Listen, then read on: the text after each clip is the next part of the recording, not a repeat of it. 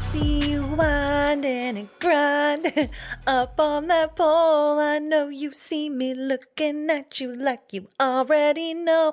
I wanna love you. Is that song in this movie? You are, hell yeah it is. I wanna love you. When she lures Colin up to the house with all the candles in that abandoned house. Oh, the sex dungeon? I was like, oh, we got some Akon playing? Hell yeah. Okay, don't even get me started on the soundtrack. What a soundtrack to this movie. You know I had to start with an iconic mix. As always. Well, anyways, hey, spooky friends. Thank you for tuning into another episode of Spooky Chicks and Horror Flicks. We are your horror besties, here to dissect our favorite and not so favorite horror movies. I'm Emma, and joining me as always is my possessed best friend, Allie. I am Allie. You really threw me off because I don't, now that you say it, I remember it being in the movie, but I was like, what are you saying? You were literally looking at me like, where is this going? The obvious choice would be to go with low shoulder. Duh. So when you're screaming Akon at me, I'm sorry. But fuck those guys. So yeah, fuck those guys. Fuck those guys. But you know what? I want to know about you. What have you been up to? Oh my goodness. What have I been up to? Well, I swear to God, every single time we talk about this, I always just forget anything I've actually been doing. And then I just default to like what movies I've watched. So that's so weird because I'm the opposite. I'm like, let me tell you, girl, pull up a chair. But I saw Obsession the other night. I saw that. It was really good. Very scary. A lot scarier than I thought it was going to be. Okay, good. Nikki is creepy as hell, and that's all I'll say. And then also, I've got a couple wins in my book because I got the producer to finally watch Mandy. And if you guys have not seen Mandy, Als, you've seen it, right? I've seen it, yes. Yeah. If you have not seen Mandy, you guys, it is starring Nicolas Cage, and it is like a psychedelic revenge flick. That's all I'm going to say about it. Just go watch it if you haven't. I'm obsessed with it. I kind of just like make everyone in my life watch it. It's deep rooted. Wait, can I say something real quick? Yeah. You just celebrated a very big birthday. I did. And I want to say in front of everyone on the podcast, happy fucking birthday. And we all love you. And I'm so happy to have been with you for yet another year around the sun. Oh, my angel, my love, my darling. Thank you. Yes, I am another year older. And I got to go away on a little road trip to Yosemite with my twin brother and my family and my husband. My mom and I actually ran a half marathon. Hell yeah. I fucking love Yosemite, man. Your photos looked incredible. It's just, I always forget how really beautiful and peaceful it is. So I immediately want to go back. And I was so tired. I left my fucking Louis Vuitton backpack at one of the photo opportunities, like a photo outlook. And wait, we have to clarify though. It's your Fooey Vuitton. It was my Fooey, but a good one. Yeah, very good. When I talked to you, though, you were still in just bliss, I think, from being in Yosemite, that you were just like, you know what? It's okay. Like, things there's are just nothing things, I can man. do. Things are just things. And speaking of things, this movie definitely that we're talking about today is a thing. Yeah, do you want to tell everybody officially what we are reviewing? Officially today, I know we entered with some very confusing Akon. So to clarify... This is not an Akon biopic. I'm so sorry. Not today. Not today. Maybe another time. Maybe another one. I wouldn't even start with Akon. How about that? But today we're talking about Jennifer's Body. Yes. And you guys, I apologize in advance for how many times I'm going to say Megan's Body or just say Megan or Jennifer or Amanda or all those things. I apologize. But today we're talking about Jennifer's Body, and I can't actually remember the first time I saw it. I feel like this movie is something that I would have loved when it came out in 2009, but it doesn't resonate. It doesn't hit. I don't remember when I first saw it, or it's got no fiery synapses going off or anything. Okay, you basically stole exactly what I was going to say. Really? This is one of the only films that we have done so far on the podcast that I truly cannot remember the first time I've seen it. But I know I've seen it so many times. I can't remember the first time. To me, it's like I know all the viral things, and I've seen chunks of it all throughout these past, 10 years. And I've seen the movie in length several times, but when did I see it first? Okay, hear me out. Okay. Maybe we saw it together. Absolutely not. Well, hold on. Okay. Maybe we saw it together and we both, like, something happened to us where we were like in another realm or like reality and we just like don't remember. Wait. Let's just go with that. Wait, I'm so sorry I said no at first because I'm 1,000,000% in. I'm pretty sure that's what it was, right? We were a different realm. We're in a different I think portal. we were in the Torturo realm, okay. if you will. Well, I like that And we were one. all watching it on his cool tree TV. Yes. And now we're here. So Wow. I hope he listens to this. Wow. Totoro, shout out to you. Shout out. Wow. I'm pretty sure you're right. So I'm glad We're going with that. I'm glad we saw it together then. For Same. the first time. I can't wait to talk about it now for the first time ever together because we just saw it together. Oh no. Okay, but if you didn't see it with us in our portal, obviously, this is your spoiler warning. Go watch Jennifer's Body. We're going to spoil the shit out of this. So if you're ready, come on this menstrual cycle with us. Oh, God. You're Ain't ready. that the truth, though? I think you're ready. Come Ain't along. that the truth? I love it. So Jennifer's Body follows a newly possessed high school cheerleader who turns into a succubus who specializes in killing her male classmates. Can her best friend put an end to the horror?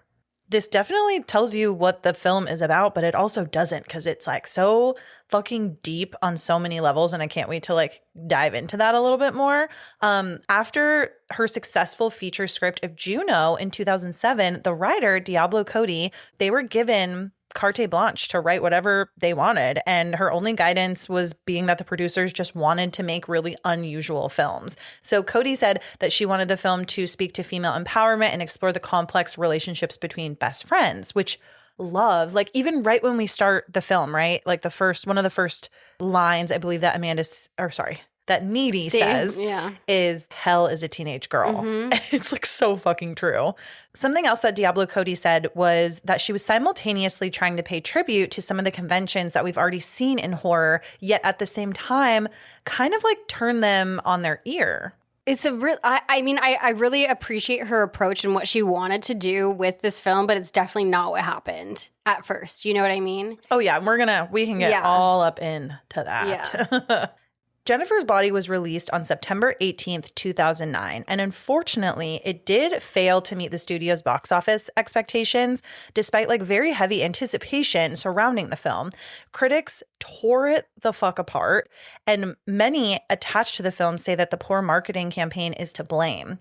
I actually watched a interview, I think it was an ET interview that was done in 2019 celebrating the 10-year anniversary. And it was Megan Fox and Diablo Cody, and they all just talked about Jennifer's Body for like 30 minutes. And the whole thing I got from like the entire interview was that basically it was like two traumatized women just talking about what they had gotten through. I saw that interview as well, and I saw one from closer to when the film had been made, and they're so different people. You can see like 10 years made a difference, and it was like kind of like you said, looking like traumatized humans to then like people talking about their trauma. Yeah, and they've been validated since, thankfully. They mentioned that in the interview that thankfully it's getting the appraise from people. It's not like, I think Megan Fox says something in the interview where she's like, can we even consider this a cult classic? Because I feel like it goes beyond that. Like so many people love it now. It was just crazy because it was so heavily marketed towards teenage boys, really focusing on just like how hot Megan Fox is and like her sex appeal. And they even like in their test screening screamed it to mostly men ages 18 to 25 years old. Like what the fuck? I think the vision, Diablo's vision and the studio strategy weren't a fit from the beginning. I mean, obviously I wasn't there. I don't know. But it didn't sound like a happy partnership based off the jump. Like she has this brilliant, she wants to be like a feminist, empowerment. And it's a fucking studio that want male dominated powerhouse. I mean, even the movie posters, like, have you seen all the variations of movie posters? It's crazy. They're all pretty much just Megan Fox sexualized. And obviously this is coming off of Transformers, and we see the success of Michael Bay's Transformers, and that Megan Fox is such a huge part of that. But this movie is so much more than that. I think that the casting was right. Megan Fox was a good Jennifer because and I think she knows that. She is looked at as that sexualized person. I think they got it, but I think the studio was like, just sex, sex, sex. They didn't understand the irony that Diablo and the cast was like trying to send across. But you know what I mean? it sounds like the people that were truly involved in the film, Diablo Cody, the director, they were just like written off by the marketing for this film and by the studio execs. And a lot of their concerns were ignored about the marketing strategy just altogether. One promotional idea is so stupid, literally even involved making a fake amateur porn site. Oh my God, I fucking heard that. That is fucking insane. Diablo Cody described the studio's approach as shallow and sexist, which 100% I agree. Well, and then you were talking about the movie posters even. If you look at them, I mean, it's all about just Megan Fox. It's nothing. It's all literally. It doesn't tell you anything about what the film's about. It looks like you could find it on a 15-year-old boy's room. If you ask me, some of the covers look like a porno cover. Yeah, absolutely. Well, on the wall literally. Of a boy's room. Yeah. Literally, like my brothers would hang this up in their room. They wouldn't. They probably did. No, they wouldn't. But the good news with all of this is that we are finally seeing the joy and love and acclaim that this film like deserves these days. It's way too late, but like since its release, at least this film has been like critically reevaluated and it's now widely considered this like feminist classic. But do you think that is maybe why we're now noticing it more too? Like potentially we're part of that resurgence. Oh, absolutely. Definitely. Yeah. But again, in the interview with Cody, she was saying how this put her with the success of Juno, then to have this failure, she was given this freedom of art. She was given this artistic freedom. And she doesn't get that often with screenwriting. Yes. And she's on this high, and then she's given this other gem of an opportunity. And then for it to go this way, she was like, fuck this. Yeah. Yeah. You know, obviously. And so it's to be given the world and like been told, no, it's not good enough. She said she even saw like some of her own colleagues and other writers that she knew talking shit about this film and really like publicly dragging her down. Like it had a massive effect on her life, not just as a quote unquote failure film, but like it dragged into so many parts of her like personal life. Yeah. She even said too, I think like right after the film was done, she just immediately like got pregnant.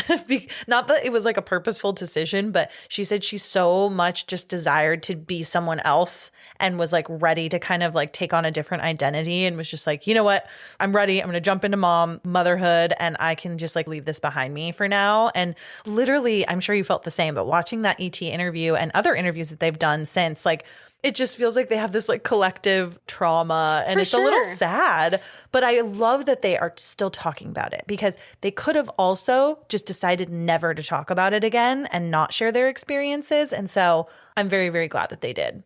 So it's nice that it's getting its accolades, but it's crazy to me that it's completely kind of erased from our adolescent brains when this is, to me now watching it in our 30s, I'm like, oh my God, this resonates so hard. Like this hits 2009 Allie. Yes. So hard. Fully agree. Yeah. And I think the impact too these days to even new generations now too are being introduced to it. And it's just like the acclaim, it just keeps going. And like the love of this film. Yeah, absolutely. So but to me, like you're saying, as a horror lover, I feel like a shitty horror lover because I'm like, damn, I kind of wrote this movie off for, 10 plus years a little bit. Hey, that's why we're here, baby. That's I know, because you know what, like we said, we watched the little clips and we've watched the movie throughout the years, but I never really sat down and thought about it. Yeah. Something interesting, though, that I want to get into is the ratings of this film. So what's funny is IMDb is a 5.6 out of 10, which is considered like not really that good. And then what do we got for Rotten Tomatoes? 47% on tomatoes. And then popcorn meter is 36%. So it's pretty low, pretty mid-low. But then we look at Letterboxd. Yes. And Letterboxd is 3.5. I think this is a really good example that we can maybe start to gather some data on now that we're learning more about Letterboxd is some comparison here. Yeah. How this, because on Letterboxd, pretty good score. That's like not a bad score at all. Yeah. Like truly at all. I think that's like how you can really see both because it's like IMDb, a lot of these reviews are probably pretty old and when like the film actually came out or at least around that time versus Letterboxd, a lot of these are probably newer within the last like few years. And it's so interesting to see like the juxtaposition. Well, it's going to show some generational use there too. Mm-hmm. Exactly. Anyways, sorry. I know that was like a little bit of a tangent. That was fun. I like our little production debrief there. But all of this being said, are you ready to dive in to sink your teeth in and start this fucking film. I'm ready to pull that tampon out. Oh, okay. Do you have one ready to go? I got 2 Diva cups. Cheers, bitch. Oh, fuck yeah. Cheers. This film opens with a nighttime shot of the outside of a suburban home, and it kind of moves really quickly. Like, it reminds me of Evil Dead a little bit. Yes, absolutely. Yeah. And we immediately go into the room of Jennifer Check, who is played by Megan Fox, and she's laying on her bed. She's looking pretty sickly, and she's just like writing in her journal, like in her PJs. And suddenly we then meet Anita, who is her name in this film is Needy, played by Amanda Seyfried. We see Needy staring into the window at Jennifer, and then all of a sudden she like disappears. So they do this thing here, and even when Kevin was watching with me, my husband, he was like, oh, they're doing the thing. Was this his first time watching it? You know, I'm not sure, but he was like, they're doing the hot girl wears glasses thing, because Amanda is obviously a beautiful woman, but they put the rims on her and don't straighten her hair, and suddenly she's like, she's nerdy, the ugly friend. That's sure. So funny. Hey, how do you feel about Megan Fox?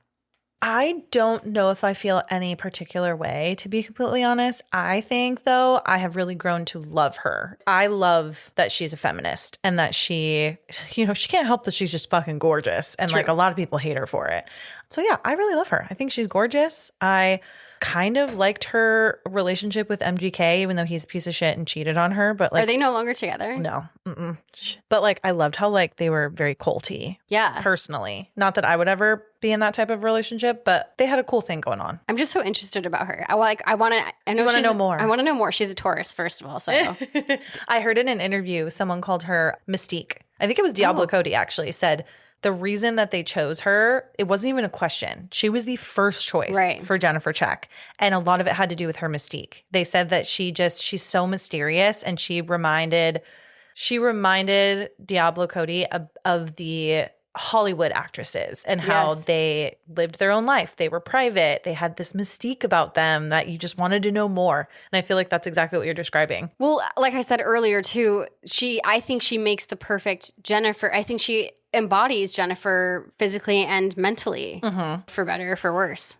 Great casting. I couldn't truly think of like a better person. I heard some other names they threw out for the role of Needy, and I can't recall, but Amanda is good for it too. So good, so good. And I always kind of forget how good of an actress she is. She's so good.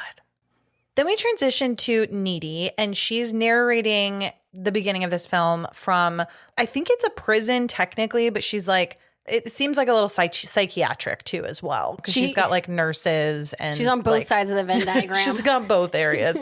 And one of the first things we hear in the narration, and I mentioned it at the top of the podcast, is she says, "Hell is a teenage girl." I said this to the producer when we were rewatching this. I wanted to write down every line of this film in my notes for this podcast. The dialogue. So something that I've noticed in Diablo Cody's writing, she has a very specific style that's super evident in her movies and her writing and stuff. But the words, the language she uses is so specific and unique and very alliterative at times. It's so good. I bet you it's so fucking hard to learn your lines as a cast member because of what you have to fucking say. Yeah, you're like, wait, whoa. Like, it's giant word salad everywhere. Yeah.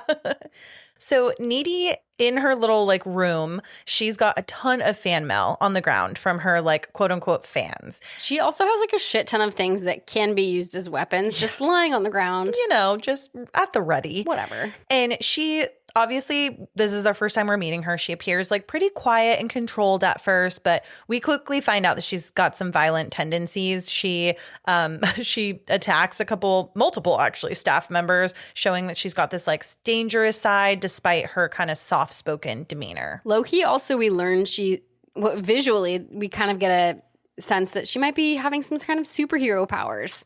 She like round kicks an orderly into a wall. She's just fucking built like that. I don't know. I think she might be a little possessed too. And her narration explains that she wasn't always, crazy. She used to be normal. In this moment, this narration, it's like establishing that this is going to be a story about like how she got to this place. And then obviously when we first see Jennifer Check in the very beginning too as well, it seems like we're being set up for a story about friendship, maybe some betrayal, and then ultimately like kind of survival. I have a couple questions for you before we move on. starting the movie with like sort of the aftermath, do you feel like it spoils it a little bit, or does it just like build overall intrigue for you? I mean, it's as a viewer who's watched this movie in like little chunks, it's cute. It's like a little jump into like here's where I'm at. Let's jump into where it was. You always kind of know that we're starting dark and we're about to then go into pastels and watch the darkness come about. Yeah. I personally liked it a lot, especially the way they set it up with the narration. I think if they went into like a true scene that had normal dialogue between characters and stuff, it wouldn't have as much of an impact for me. I maybe wouldn't even like it that much, but I think because we're getting this like narration from Needy's point of view, you're like, oh, we thought this movie was going to be all about Jennifer. I want to do a study on films with narration versus films without. That you just put a whole different. I kind of like narration. Maybe that's just me. Well, there's a whole different conversation there because you're getting a whole different lens. You know? Yep. Wow. Also, something I want to mention is like this early 2000s like horror trope that we have. I feel like early 2000s horror just really loved like a girl in some sort of an institution as like a framing device. Like The Ward. I just feel like it was, you're always in like a ward. No, like John Carpenter's The Ward. Yeah. Hey, I love an institution. Girl Interrupted, fuck yeah. I was just going to say. I love that movie. Yeah, even though people might argue is a little overdone, I still fucking love it. So that's just my personal thought, my personal 2 cents on that. I just like straight up thought she was in a psych ward, not a prison, but I mean, who knows? I think it's a little vague on purpose, maybe. But then we get a flashback to life in the town of Devil's Kettle before everything went wrong. So did you know that's a real place? No. Yes, it's a real place in Minnesota and you can go. I'm sure it's not like exactly like it, but it is a real place. So Diablo Cody actually moved to Minnesota. I was like, why the fuck why are all of Diablo Cody's movies placed in Minnesota? Juno, young adult, this. And apparently she wanted a transformation. She needed to rebuild her life, so she chose Minnesota to go do that. Okay. Which is why all of her films take place there. But yeah, you can go to Devil's Kettle, Minnesota. Okay. Well, we should definitely go. We're obviously going. Okay. I also just like love the town name. Absolutely. Devil's Kettle. I'm Yes. just picturing a little devil making some kettle. tea. Yeah. With a kettle. That's my next tattoo. Me too. Oh yes. Our third matching tattoo. Yes. We'll just have Hey, are we just about to have a full sleeve of togetherness? I think we need to just do that. Who fucking cares? We got 2 on the same arm. We find out that Jennifer and Needy, they are lifelong best friends, despite being total opposites. Jennifer is super confident. She's definitely hypersexualized, and she seems to be like pretty adored by everyone. And she's a cheerleader, so she's got like a lot of attention. And Needy is this awkward, intelligent, a little bit more grounded. And like Ali said, we've got the glasses and like the unkept hair working for this like nerdy persona. And then we also kind of a side character, we meet Chip, who is Needy's boyfriend. And they're kind of, this is classic like high school tropes with these characters. Chip is not a third wheel, but he kind of is. Our main couple here is Jennifer and Needy. Yeah. So this is a throuple, and Chip is the third. But Jennifer and Needy are linked by this quote unquote sandbox love. And that insinuating, we made a blood pact when we were babies in preschool or whatever. And that's why we're best friends. Yeah, we might be super different, but that bond still holds true. And I'm like, does that hold true? So I think there's a line there because we see this sometimes in film where they use this as a way to make us feel sympathetic for their friendship because, they've been friends since they were literally little. They've grown up together. They've done X, Y, Z. However, people can also grow apart. But sometimes friendships like these, the people don't grow apart, even though they kind of hate each other. But there's that tie of like, well, we've been best friends since we were little. We have to stay best friends. We don't get that clear line here because there is obviously history and there probably is some level of love between the two of them, but there's also tension and you feel it from like the get-go. But there's a range of tension, So seeing this movie at this age had me thinking, so it was fun to watch because it's fun to look at your friendships and think about this movie. I was like just thinking about what were my sandbox friendships and thinking, hey, where are they now? And like, what was that like for me? Well, I think you and I both have still a few sandbox Absolutely. friendships. But then we also, I feel like personally, and I know you feel like this too, in our 30s now, I'm like way more intentional with who I have in my circle. Absolutely. And who I'm like allowing to be really close to me and close to my people. So yeah, it's all like so interesting. And looking back, shout out to, some of my sandboxers listen. Hell yeah. I know you're listening, Cassidy. I was just going to say, look at you too, Cassidy. Jennifer and Needy's friendship, it's obviously a little possessive and like they've got this codependent energy to it from the start where kind of like what you mentioned, Chip is just a part of this. He's like, in their couple. throuple. He's the outsider essentially here. And I want to make a little note to self too that in this scene, Jennifer, she like convinces Needy to go see a concert with her even after Needy was like, no, I was planning on hanging out with Chip. And she says something about the band that she wants to go see being salty. And she says, and I think there's a clear definition that salty is supposed to mean beautiful. So note to self, salty is beautiful. I like that as an adjective. I do too. Again, feeling like I watched this when it came out, I feel like we said that as an adjective. However, keep in mind, salty is also used to describe food, things people consume. Oh, hey. Chip then laments that Needy always does what Jennifer says and wants her to do, but that he's like, you guys don't really even have anything in common. And he just like doesn't understand their friendship. I mean, I don't get it either. I don't understand Chip and Needy's relationship, so who am I to judge? I just think Jennifer and Needy need to fuck. They get close. I know. They get close a little later. Don't they? And actually, that's a good point. That was going to lead me to my next thought is that their friendship, it is so layered. And I think like Diablo Cody, Amanda Seyfried, and Megan Fox do such a great job here portraying these characters individually, but then also together in this friendship because there's so many layers. It feels like the movie a little bit intentionally kind of blurs admiration, a little bit of attractiveness, like you were saying too, and also like resentment and jealousy and possessiveness. Like there's so many layers here that they don't just have a one-way street friendship that you can just describe in like one sentence. But it had me thinking about our friendship, Emma. I was like, well, I love you so much, but do I also like want to beat your fucking head? I don't. No. So that's why I'm like, no, I don't have this kind of friendship. No, we definitely don't. It also seems like they don't say what they mean to each other, where you and I have very clear But what I'm communication. getting at is with the different layers, the different avenues, all friendships are so different. So different. So different. Yeah. Relationships are so dynamic and there really is no clear cut friendship or, but you see those defined a lot in movies and in roles. But in this movie, it's just everyone's blurry and blurred together like an orgy. It's just all the feelings and bodies together. Bodies. Jennifer's bodies. Bodies hit the floor. Jennifer's body hit the floor. Oh my God. I love it. I have one last question for you before we move to the next scene here. But do you feel like this is actually a friendship, or can we kind of consider this a little bit of like emotional hostage situation? Well, I think that kind of like we were saying with different colors of friendship and how they all look different. It's both. It's all. At all. Yeah, and they can just be so intense. Like writer Diablo Cody said that a key reason for writing the film was to bring to the screen a new way of expressing the intensity of female bonds. And I can say like she captured it perfectly, in my opinion.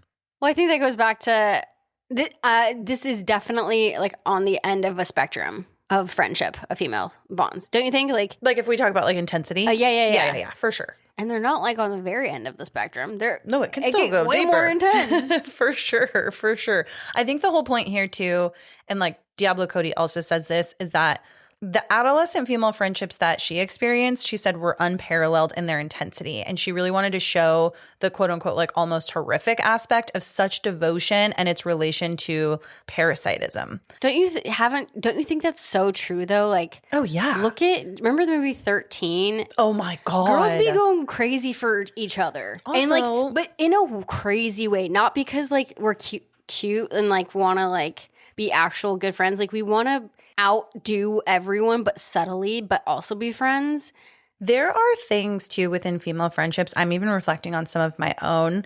I've had several friends that can't stand that I have other friends, and therefore they are no longer my friend because the level of like possessiveness was just like too intense. And it got to a point where it was just like, bro, can't do this, you know? And I think it's funny, you and I, not regarding this movie, have been talking about friendship a lot in the varying degrees. Yeah.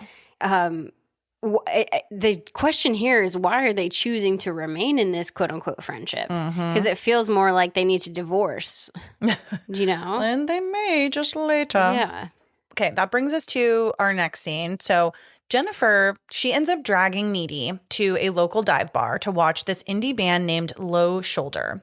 Needy thought at first that they were going to go to like an actual club. Like Jennifer kept saying, oh, it's at this club. It's at this club. And then they find out it's basically just at their grungy, shitty dive bar in town, which is not a bad thing in my opinion. Okay, what I was going to say is you and I would definitely go to this bar. We'd fuck this place up. We would be locals. We would have all of our clothing would say whatever the bar's name is. Yeah.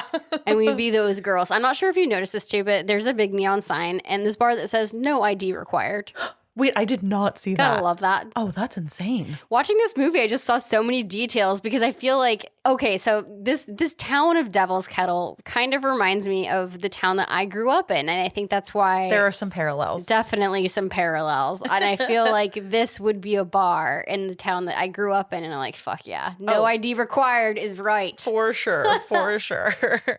In this bar, suddenly we meet Roman, who is played by Chris Pratt. And it's such a random introduction because he just like comes up and she's like, oh, hey, Roman. And we find out that he's like a cop trainee. Okay, so I want to point out how odd this is to me because this is such an odd role and casting for this role. And I'm not sure where Chris Pratt is in the Pratt-assance here. Oh, God. Because he looks kind of fit. But was this before he got fat or after he got fat? Was this before? Like, is he in his journey, as if you will? And I think this was when he was still sweet and people loved him. He was like sprouting, perhaps, because he's in this movie for like literally 3 minutes. Yeah. And now looking at how huge of a star he is, he would, for his little role in this film, he probably would be like, now I need like $5 million for this. Truly. And just why him? It is truly so random. And the only reason I think he has a part in this is just because she does reference him like one time later. But it like is 2 minutes. It is truly like you could have done without him. No offense. Anyways, she's like, yeah, it's so random to me. Jennifer then clocks like the lead singer of the band. She's like totally smitten and she's, her confident self. So she's like, okay, I'm going to go over and introduce myself. And she's like openly flirting with him. This lead singer is Adam Brody and his name is Nikolai in this film. He would be Nikolai. May I say, this is Adam Brody's best work. Him and his like gum he's always chewing at the front of his mouth. And his black eyeliner. His black fucking eyeliner. I would have died for this character. Give me some Nikolai in 2009. Hell yeah. Yeah, Jennifer is all talking. She's talking to Needy about how she's going to go flirt with this band, and she gets up to the band, and she's definitely being flirty, but she's kind of coy. She's not all like her bold, fuck shit up, Needy. She's like kind of coy and quiet and like, hee, little small town girl. And it almost seems awkward and insecure in front of them. And it's working on the band, obviously. And she offers to go get them shots. And Needy's like, how are you to get shots? And Jennifer says, I'll just flash my boobs to the waitress or the bartender. And the bartender is a woman. And I'm like, excuse me, way to assume, but also please flash me, Megan Fox. I can't blame you for assuming anything. Doesn't she say like something funny? Like she says, I'm going to go play Hello Titty or Hello something. Titty, yes. Yeah. Who doesn't want Hello Titty from Megan Fox? She's so fucking funny. I'm just kidding. Like, she's so beautiful and I respect her. Yeah, sorry. But in this film. But in this, I respect you, but also you're gorgeous. I wouldn't mind it if you flash me. While Jennifer goes and gets these shots, the band members are immediately kind of being a little sketchy and they're like overly interested in Jennifer. And Needy is nearby and kind of overhears them talking about Jennifer being a virgin. And none of this is clocking as, oh, this might be a demonic ritual band. It just feels like, ew, what are they talking about her virginity about? Well, first of all, ew, why are you talking about my best friend? And ew, why are you talking about her virginity? Yeah. That's so random. That'd be an odd thing to hear. Yeah. But also, I would too get mad. For sure. And it's so funny too because Jennifer comes back and she has these shots that are like red, white, and blue. Dude. She said they were, what, 9/11 They're shots? 9/11 shots? And then she's like, oh, one of the towers fell. They're fucking... It's not funny, but it's so not funny. Especially, this was 2009, like 8 years God. removed. A little soon. Too soon. But I do love this part. She says, like, again, these lines are just, they're fast and they're so good because Needy tells Jennifer, hey, they were like talking about you and like talking about your virginity. And she immediately goes, well, I'm not even a backdoor virgin anymore thanks to Roman. It's just like so random. Like, okay, sister. Okay, well, also you're like 16. This is a lot for a 16-year-old. But there's our throwback to Roman. Yeah. That's Chris Pratt's second call out. Yep. Second of 2. And there might be one more, but that's it. Yeah. Like his role is so small. But good for Roman. He got backdoor of Jennifer. There you go. Then during the performance, as they're like singing this song that is just like their song and it's giving so indie band vibes, a mysterious fire starts to break out inside the bar and panic just like totally erupts. Patrons are being burned and like some people are even being like crushed trying to escape. I have a lot of thoughts on this scene. First of all, this, again, I keep referencing 2009 because it is such a pivotal time for me and you. This came out like our senior year. We were 18. So a lot of what these girls are going through, like I too would be so stoked to go and see this band live. Oh, Oh yeah. my God. So we're going through what these girls are going through and I would die for Low Shoulder, this band. Through the Trees, that song, I would listen to that on repeat. Low Shoulder would definitely be a band I would have listened to and probably would still. We're going to an emo night tonight, bro. Low Shoulder would probably be at emo night. They might be there. They might. We're to see them. And I just want to say, Through the Trees, unironically that's like a good song. I would listen to that. And what other movies have produced great songs that we just listen to now, you know? I'm sure that there are. some. Coyote Ugly, Can't Fight the Moonlight. Can't fight the moonlight deep in the darkness of red. Okay, but something, sorry, I have so much to say. During this scene put yourself in these shoes. It's you and I watching this emo band at a concert together, standing, and I'm grabbing your wrist and looking at you. And that's these two standing at this, and Needy's all looking at Jennifer like, oh my God, so excited. So imagine like that's us doing that. So I was like, oh my God, little friendship moment. We would do that. But what wouldn't happen is Needy releases Jennifer's wrist. And I don't know if you noticed this, but as she's releasing it, like glows neon green. Oh. Yeah. Oh. I never noticed that before. It's also just like it feels like a little bit of a rejection. Oh, like the way that it's done. It visually, yes. I never noticed that part where it actually I'm gonna have to it glows green. look at that again. So again, kind of weird little subtle supernatural elements. Yeah. Then after this like fire breaks out, right? Needy takes Jennifer immediately into the bathroom and they're both able to escape through the bathroom window. However, Jennifer, she ends up leaving with the band despite Needy begging her not to. And it's like weird because even while Jennifer was like watching this short ass performance, it was like she was like under a trance. She was so enthralled and it wasn't just like, oh my God, these guys are so cute. Like they're doing so good. I think that's like truly like, it's not confirmed, but it felt to me like a little trancy. Like we know that they were looking for a virgin. They found what they thought was a confirmed virgin.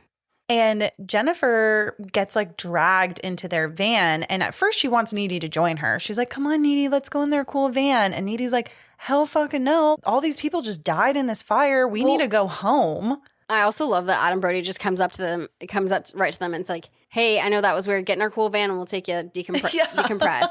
So get this random. Man an Oscar. He was so good. And then narration comes back for Needy. She says, over this whole scene, she's like, and then I watched her get into that van and I knew something bad was going to happen. So like this is the turning point of where shit's going to start going down. That line though killed me. Like I watched her get into that stopped me when I was watching it too. Because we did watch it separately. And I thought about that. I was like, I watched her get into the van and I knew something bad was going to happen.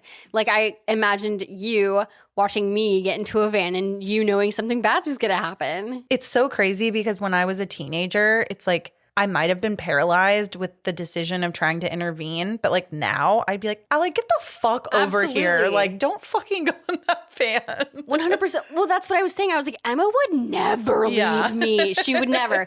But that's what, when I saw that, it got me thinking, okay, I know there's like subtle hints to this movie being about, you know, PMS and whatever, but it's really about friendship too. Like it's so heavily about friendship. Like you would never let me get in that van. Okay, speaking of the van, why does it feel like Jennifer getting into the van, it just like feels so deeply wrong immediately? Is it because we just know that there's like an impending doom coming? Do you feel like at all it's just like a societal thing? Because like as women, we have our head on a swivel at all fucking times. We have to, because we just get targeted and we get just, I don't know. Like how do you feel about that? Well, okay, this situation is so clearly predatory that I feel bad about this situation.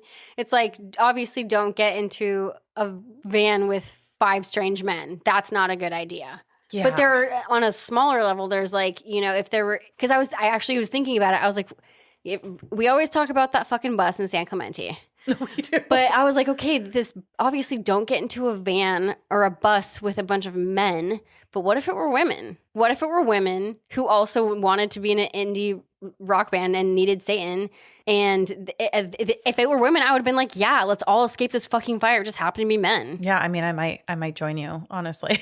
But I think in this scene specifically too, Jennifer going in the van versus like Needy staying and not saying anything, it says a lot about each character and their friendship. Well, don't you think there's a lot of things that Needy almost does to see if Jennifer will do it? Yes, that's exactly what I mean. And I also think that it's like in Needy's mind, obviously we don't know 100% what she's thinking, but there's a part of me that's like, what if Needy was thinking, you know what, I'm just going to let Jennifer go because almost like she's curious if something bad would happen, but she doesn't believe it would actually ever happen.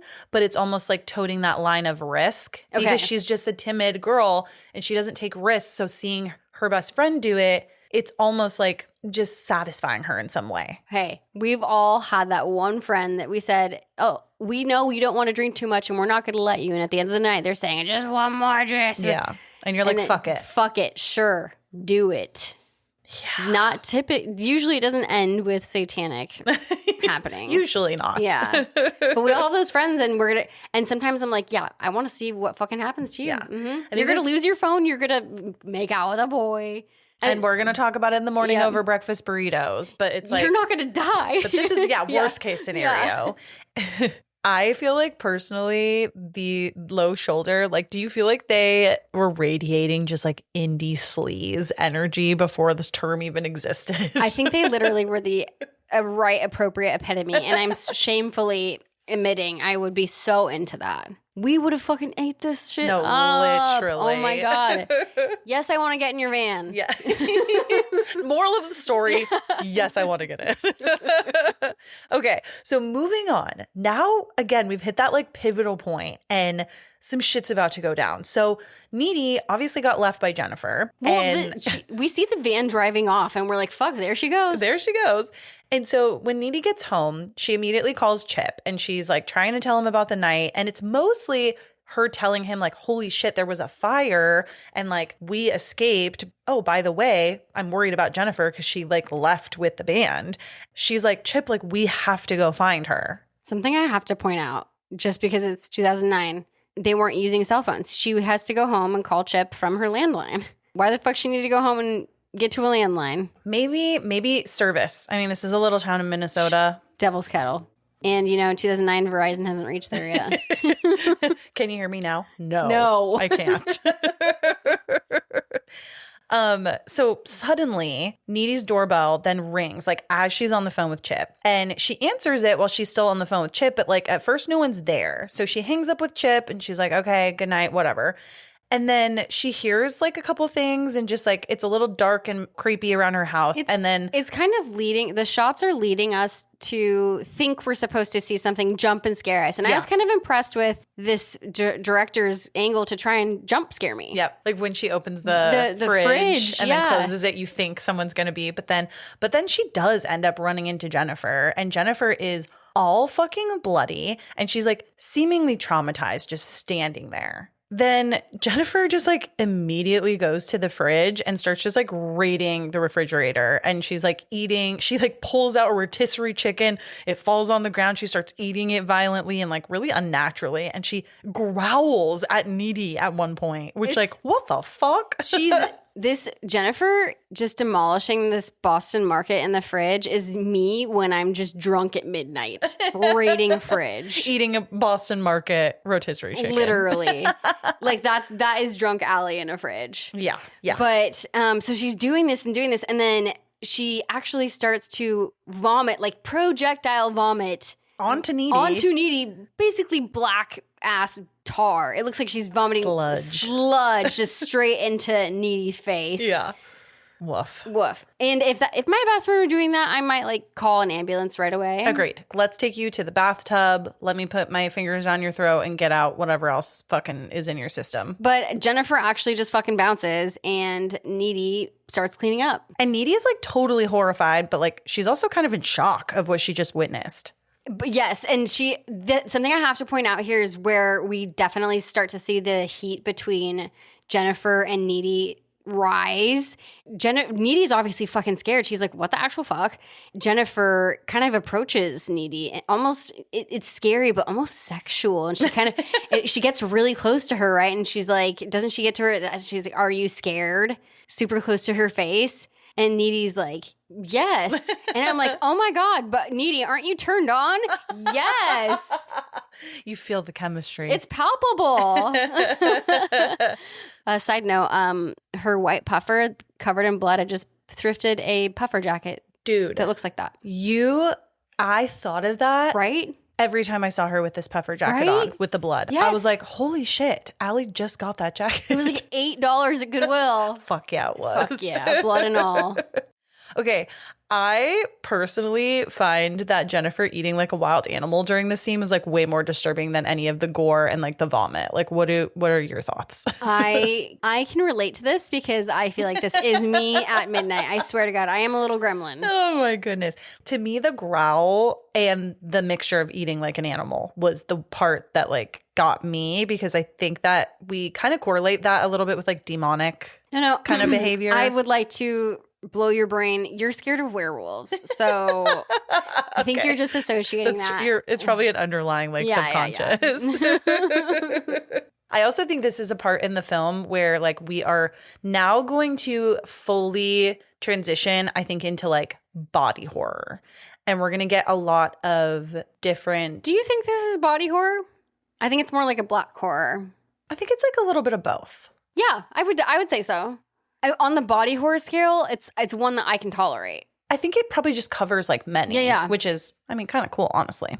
Then the next day at school, rumors start going around about Needy and Jennifer just like being at the bar fire. People are like, oh my God, I heard that they had to fight their way out with a machete, which is so funny to me. Like what a random line. So many random lines in this movie. And I love how J.K. Simmons is their teacher in class. He is so fucking funny. He's insane. He's one of those guys and I just love him so much. Well, and then we see him and he's just hilarious already with curly hair because like I only know him as a bald man. Yeah. So like seeing him with curly hair just cracked me up. And then he like pulls up his arm and he's got like a hook for a hand. You would love that. You would love that. Because it just seems like something you would love. Like I think I'd be best friends with him if I was in his class. Literally, you actually would. I can't even describe how you basically are him is what I'm getting at. You know what? I think so too. Yeah. I think so. So I feel like they were just like, hey, here's a box of costume props. Like, go for it. And I love it. I'm here for it. Oh my goodness. Then suddenly Jennifer, she shows up to meet Needy in science class and she like seems now totally normal. Nothing happened in the kitchen last night at Needy's. And like Needy is super confused, questioning like how is she acting so normal when they saw so many people die last night in the bar, in the fire and everything. Like it's just, how does Jennifer not only look gorgeous, but she seems just like unaffected by the night prior. Yeah, she's totally bubblegum pop, like everything's great. She looks amazing. And now knowing what we know, that she's basically a succubus, I'm like, bitch, why would you go back to school? You don't need to. Go live your beautiful goddamn life. Go somewhere where there's so many men you can just eat your way through, like, and do the damn thing. Yeah, like go work at a brothel. Honestly, go in Copenhagen. Or travel the world. You could do this. She could eat her way through Europe. We could help her make it right. Anyways. We've got a lot of great ideas. So she looks great. She's a succubus. But my biggest thing is if 8 students and 1 teacher from the school died in the fire last night, shouldn't school be canceled? I feel myself asking this question a lot. I think so. Especially knowing how small this town is. Yeah. It's like, that's like half the population right there. Yeah, it's like, guys, what are we doing? Actually, that's what Needy says. People died, and Jennifer says, anybody we know? And Needy's like, we know everyone. It's a small ass fucking town. Literally. Then later, Needy meets up with Chip, and she tells him about how Jennifer was just being so weird and how she showed up bloody to her house the night before and that she vomited all of that like nasty black stuff. And he's like, he has the audacity to just be like, well, maybe she just inhaled a bunch of smoke. And Needy's like, bro, no. She says directly, it was something evil. Which is the first time that I think Needy is acknowledging that this is something potentially otherworldly going on. Like, she's like, I don't know what this is, but that was not Jennifer. Might I point out that Chip is always just saying, I don't believe you, Needy. Mm-hmm. Every time she says something, he doesn't believe her. Yeah, a teenage boy just is never going to believe a girl. And men just in general, most of the time, don't believe women. So I'm not surprised. Come on, Chip. Come on, frickin' Chip. Then as Needy and Chip are talking, her friend Colin, who's played by Kyle Gallner, he shows up and he asks her about the fire and asks if she's okay and everything. And he's this like gothic kid. He's in one of Needy's classes and she tells Chip like, oh, we're just friends. Like he's really, really good at writing. He's in my class with me. And Chip just like finds the whole thing kind of funny that they're friends. He like he can't possibly wrap his mind about Needy being friends with a guy like this guy, basically. And I think he immediately just thinks that Colin has a crush on her. I just think it's so funny that high school romance is just universally temperamental. Just like, Why is that guy smiling at you? Or like, why do you have her phone number? Like, why is she texting you? Kind of thing. I feel like that you lose a lot of that when you get older. She's like, I'm asking for their plumber guy. Do you want to? No, honey, I don't care. Just get the plumber. I don't care. I'm good. I'm good. Thank you. Tell me less. Later in the field at school by himself, we meet Jonas, and he actually was crying in the classroom earlier when their teacher was talking about how like they had lost 8 students and a teacher, and this guy, he's like a football player, Jonas, and he lost like one of his best friends in the fire. So Jonas is out in the field and he's by himself, just kind of, it's actually a really fun scene. I was going to say, you have to talk about the shot. It's very reminiscent of me being 17, and I don't know how else to explain it, but it's Jonas. I keep wanting to call him fucking Kurt for some reason. Jonas. Okay. It's Jonas standing by himself at the very edge of a field, like a school field. And we kind of get a dead-eye zoom in on Jonas. And it's this heavy metal in the background playing. And it's this kind of intense shot zooming into Jonas. And then it turns and it's just Megan like being all hot and walking up to him. Jennifer. What'd I say? Megan. God damn it. Yeah, and he's out there by himself, and Jennifer just like shows up, and she has this ulterior motive where she's telling him like she just wanted to comfort him because he lost his bestie, Craig. Jennifer then lures this grieving man, Jonas, by convincing him that she might be into him. She kind of says, oh, Craig told me at the bar that he always thought you and I would be like really cute together. And so she lures Jonas into the woods and is like, oh, this is like what Craig would have wanted. And then suddenly they're just like full on making out in the woods. There's a lot of times in this movie where I'm like, how did she just get this boy to do that? And then I have to remind myself it's the power. Wow. It's a reason why there's the story of sirens, baby. She truly is a siren. She is. Yes. She is. I love this part because all of a sudden Jonas just notices that there's literally like a bunch of animals surrounding them, like very Snow White-esque. Snow White or Satan. Or Satan. Either one. And she says, they're waiting. And what are they waiting for, you know? Well, and she unzips her jacket and she rips Jonas's shirt open and unbuttons his pants. She's like, do you miss Craig? You're going to see your buddy real soon. And then she just like straight up transforms and like brutally devours him. What were your thoughts on this transformation? Because this is the first time we're really seeing it. It's kind of like the most, I would say, extreme effect we see in the film. Yeah. For 2009, it looks very 2009 to me. Don't you think? I liked it. I liked it a lot. Because I think if I read correctly, I think this film had a mixture of practical effects and like, that was not practical. No, I know. But I mean, I still think that it did a good job and it was effective. And I was like, Yeah. oh, whoa, shit. Okay, awesome. It's cute. So cute. Very, very cute. That's like when Allie calls the scare actors cute when we go through mazes. They hate it. It's like an insult. They're trying to be terrifying. And she's like, oh my God, you're adorable. I'm such a bitch. Then later, as sorry, I always say his fucking name wrong. Why do we know his last name? Rablowski. J.K. Simmons. J.K. Mr. Simmons. I'm going to say Mr. Simmons, Mr. the Simmons. teacher. He's getting into his car and he hears screams in the distance. He hears Jonas screaming as he's in the parking lot. He's like, oh, kid, get your feelings out. Like, does not think that's anything bad. Then we get a change of scenery and we're all of a sudden at Needy's house and she's making some food. She's listening to a radio station and this radio station is talking about the fire and that they actually have the band Cold Shoulder in the studio. I don't know if you noticed, but her mom is played by Amy Sedaris. Yes. What a random and very small role for such an amazing person. Yeah, she just comes in and is like, I think she's like a night nurse or something, right? So she must be because she never's fucking around. She's never there. Never there. Yeah. And they randomly have an old school pencil sharpener that would be on a wall. It's on their wall, just like in the kitchen. Wow, what a detail you noticed. I like those pencil sharpeners. Maybe we got to get you one. That'd be a cool wall installation, you know? It would. Let's talk about it. Then back at school, Mr. Simmons, LOL, finds Jonas in the forest and he's horrified, obviously. He finds his body fucking ripped to shreds and calls the police immediately to come and retrieve his torn body.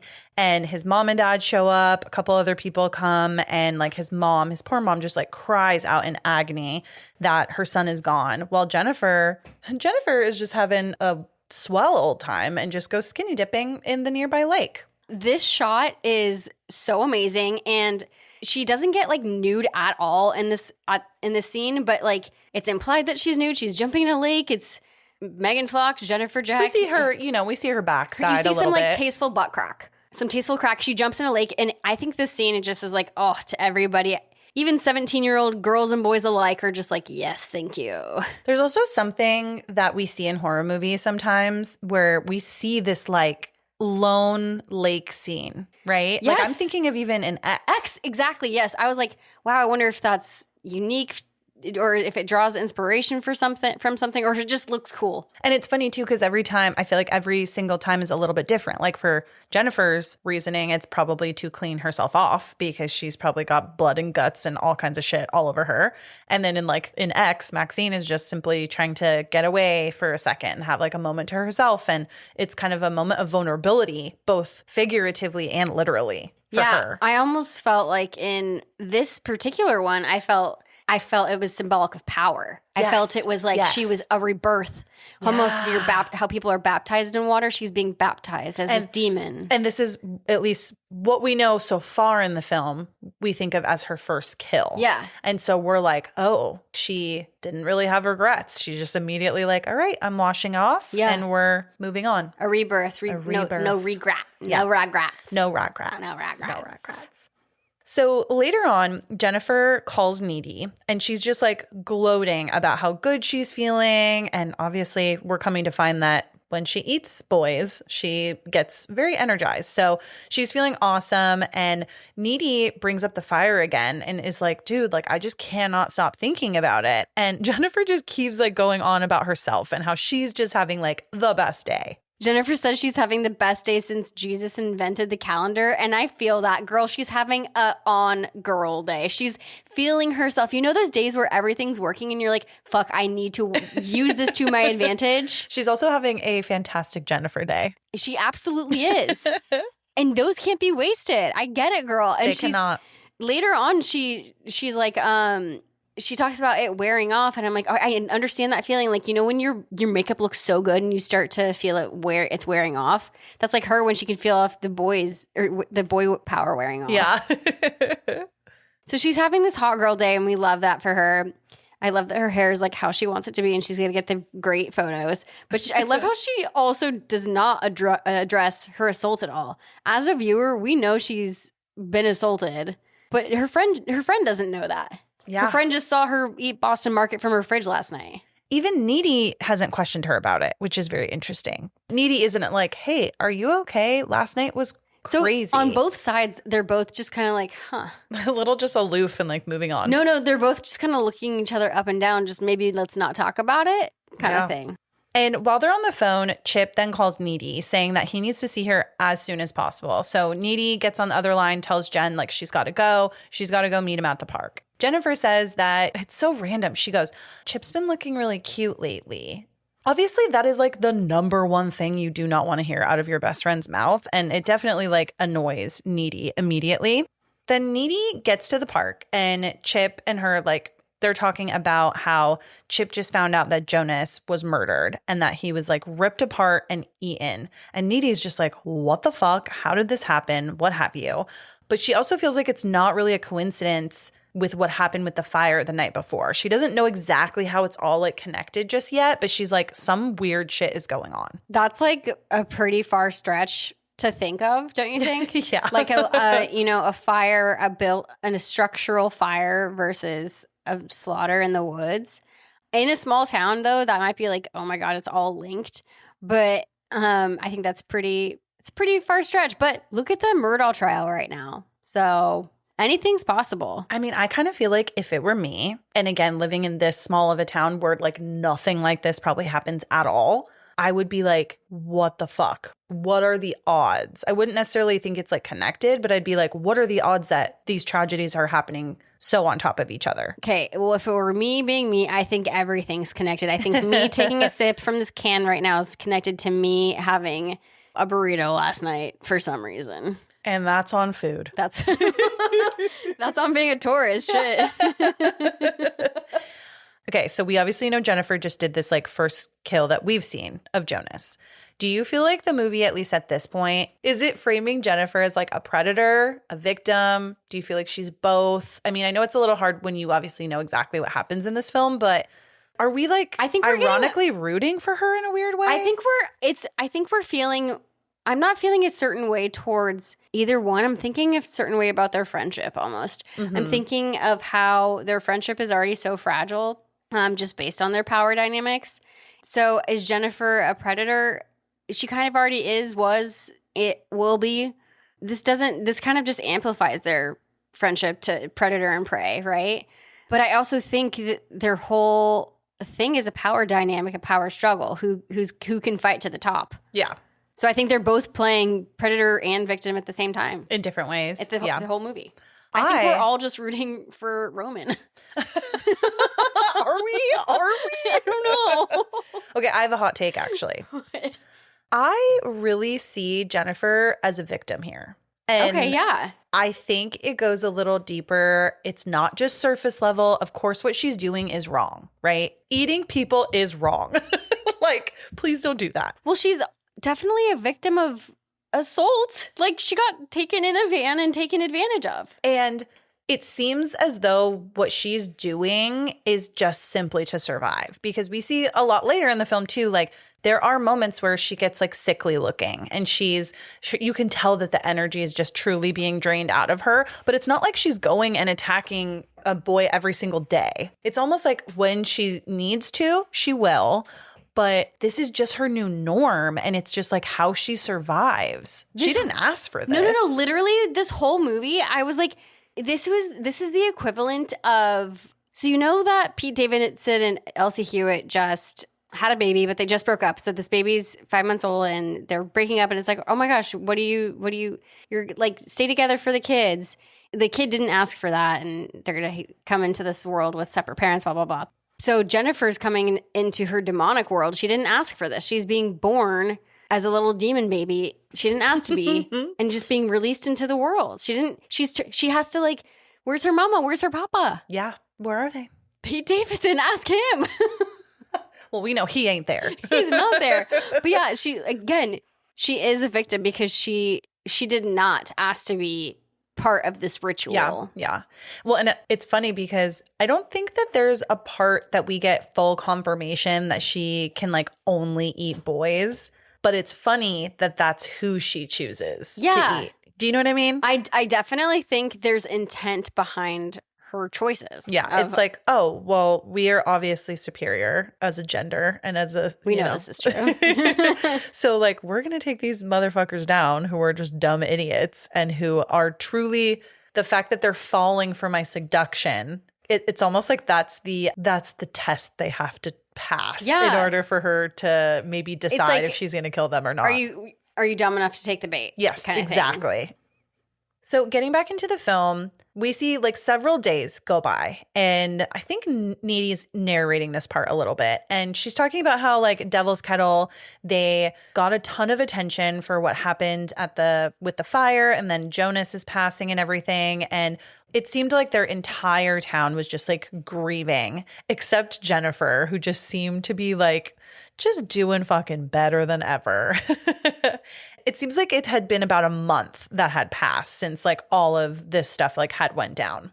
And in class, Mr. Simmons, he announces that the band Low Shoulder will be releasing their song Through the Trees as a benefit single. This is so funny to me. Only contributing 3% of the sales to whatever the cause was.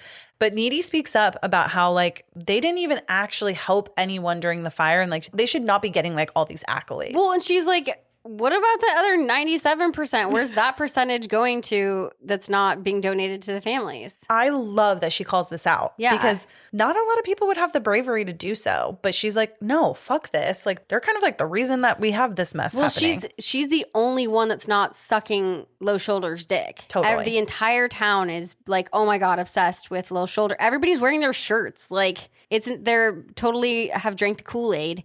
But Needy is like, you guys are in a cult. This is dumb. They're fucked up. And they've done something to my friend. Also, I might have called them Cold Shoulder a little bit earlier. Oh, I love that. I love that. That should be the band. Just pointing that one out. But in this scene, too, while Needy's the only one speaking up, Jennifer is clearly, she hasn't eaten in a while because she's looking like shit. Yeah. So you can tell Needy's trying to talk to her about how Low Shoulder is fucking shitty, and Jennifer's just saying, yeah, that production value on that song was really bad. I can't believe the bass in that. And she's just like, what the fuck's wrong with you, Jennifer? And Jennifer's like, I don't know, maybe it's just wearing off.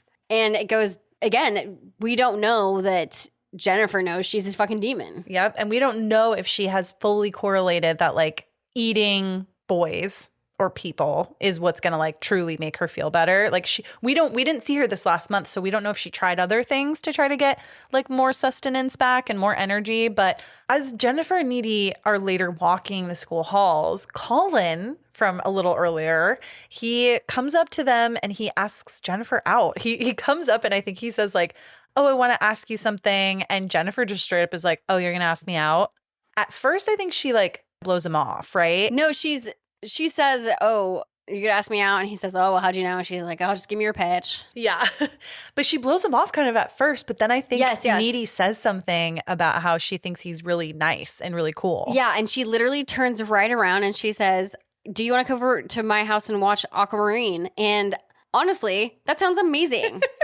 I love the Aquamarine mention. It sounds like a bitchin' night. That sounds like sign me up. Wait, let's rewind for a hot minute too, because before that, his pitch to hang out with her was to watch Rocky Horror. And it's so funny because she literally goes, I don't like boxing movies. Oh my God, she would. So it's hilarious that she said no to that and then is like, let's watch Aquamarine. And he's like, okay. Yeah, he literally like agrees, which is so funny. I mean, he just wants to get his dick wet. But no, for sure. Again, but this is an instance of us seeing of Needy testing Jennifer. Mm-hmm. I think Needy might have said, oh, Colin's kind of cool, to see if Jennifer would do. I think this is real in female friendships. I think girls really do this. They test each other. Absolutely. Yep. This is fucking real, people. And speaking of some parallels in female friendship too, this next scene is really funny because we have Chip and Needy, they decide to have like a little sexy night together. And I don't know if it was ever said directly if this is her losing her virginity, because Chip makes this weird comment where he says that he bought more condoms. So that to me like makes me think that they have had sex before. I definitely noticed that he got more condoms from Super Target. Yeah, Super Target. I wasn't sure why that was necessary to throw that in there. Yeah. But I definitely retained that information. He also mentions that he got like a cherry slippery swirl condom because it's supposed to be better for the females. And excuse me, sir, get that shit away from my pH. Ow. You know what? He's just a dumb guy. Yeah, he just doesn't even know. But I remember in Juno they talk about like boysenberry apple condoms. So I think that maybe Diablo Cody was scarred by some weird flavored condoms when she was growing up. Likely. Yeah. I think we all maybe were in one point or another. Oh, God. Yeah. But meanwhile, as like Chip and Needy are having this night together, we also see that like Colin, he's driving to this address that Jennifer gave him so that they can hang out. And there's these simultaneous hangouts going on. And Colin, he gets this address from Jennifer and it takes him to some really weird street that is seemingly abandoned. It seems like kind of a new build housing area. He pulls up right to the house and it's like got literal like plastic still and you could tell no one's like inhabiting it. But I think it's intriguing to him. What does it remind you of though? Stay Alive? Yes, thank you. You got it. Thank you. You got it. You got it. Colin goes inside the house and again, there's like a bunch of protective plastic and stuff and it's very unfinished, uninhabited, but he's intrigued and he can hear music coming up. So he follows the music and he finds Jennifer listening to Akon with a ton of candles lit. I see you winding and grinding up on that floor. I know you see me looking at you like already know I wanna love you. They did the PG version in this. It's supposed to be I wanna fuck you. Oh, that's right. If they want to get real down and dirty. I mean, they definitely played this at our dances. So this is like a literal timestamp of our like year of like high school. Oh yeah, this really brought me back. But I also love the amount of effort that Jennifer put in to make this little sex layer when she knows she's gonna fucking kill Colin. Colin's his name? Colin. What an interesting name. He doesn't name. look like a Colin, does he? No. Jasper. Matthias. No, that's like no, two. I like Jasper. Jasper's like a little, just like vague enough. Yeah. Let's call him Jasper. But so she puts in all this effort and spends a lot of money on candles. But it kind of reminded me of that new Amazon Prime commercial where that guy has that last minute date with that girl. And he's like, you know what? And he sets up the back of his truck is like a cute Watch the Stars date. And he lights up his van with Amazon Prime stuff. What you didn't know is this scene was actually supposed to be an Amazon Prime commercial. Wow. Powerful stuff right there. Very powerful. Jennifer starts immediately pretty much kissing Colin and just like making him think that they're about to get freaky. And then all of a sudden her eyes change and he's like, whoa. And he clocks it for a moment and she pauses. But then she just fucking starts attacking him, just like completely killing him, ripping him to shreds, doing all the things.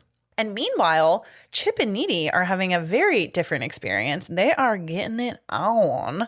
But Needy, in this moment, she's like having visions of blood dripping out from the ceiling. And she's like seeing Jonas, his dead corpse, and Jennifer all creepy and like crouched like a little demon gargoyle. And like it's freaking her the fuck out. Well, it's further confirmation that they're psychically connected. Cosmically connected. The producer said something about that, I think, when we were watching it, that it's like we don't really get an answer to now why she can kind of have these weird like visions, but we can assume that maybe they're that close that she's having these like right. Yeah. But like again, like when did it start? Is this normal? Like what was the catalyst? So we don't know if this is like an everyday kind of thing. Yeah. But so also keep in mind that Chip is like inside of her while this is happening. Yeah. Like actively trying to thrust. You ever see that movie Late Bloomer? No. This actor, the guy that plays Chip, and Brittany Snow in it. It's super cute, really weird movie called Late Bloomer. Well, you know I love Brittany Snow, so. Well, then put that on your list. Yep. Yes, man. So she's having some That's a Raven moments while fucking Chip is fucking her. Well, fucking Chip is fucking her. Yeah, and Needy like feels for sure that something is wrong. And she immediately leaves Chip's house as fast as she can. And she gets in her car and she almost hits Jennifer on the way home in the middle of the road. She's totally bloody. And then Jennifer just fucking jumps on the car and like totally cracks her windshield. Very scary Jeepers Creepers type stuff. But also, why is Needy not more like, what the fuck? You know? I mean, it's a great question. She doesn't react as much as she should for what she's going through throughout this entire film. Like, does she seem like a new and different version of herself? Or is this just simply something demonic taking over her thoughts and memories? Do we feel like the real Jennifer is still there? This is just like a heightened version of her? Or is this just totally different? That's a really interesting question because if the same thing happened to somebody that wasn't Jennifer, if the same thing happened to Needy, what would happen? Like, how would she act? Yeah. I think because Jennifer already had a lot of these qualities of like confidence and she was already empowered and not scared to talk to people and kind of like say whatever. You know, she was definitely not timid. There's a blurred line between like what is demonic and what is just Jennifer. Like, isn't there like a movie where your superpower is basically that it's what you have already, but just enhanced?